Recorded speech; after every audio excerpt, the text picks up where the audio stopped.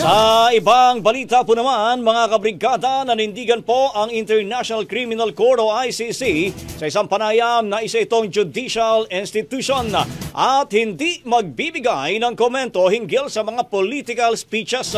Ito ay kasunod ng aligasyon ni Vice President Sara Duterte na nagsabuatan naman ang ICC at si Pangulong Bongbong Marcos para arestuhin ang kanyang amang si dating Pangulong Rodrigo Duterte. Sa kanyang speech sa Free Duterte Now rally sa The Hague, sinabi ni VP Sara na napagdesisyonan ng ICC na imbestigahan ang kanyang ama sa tulong ng pamahalaan. Idinindin to na nagkutsabahan ang International Court at ang administrasyon.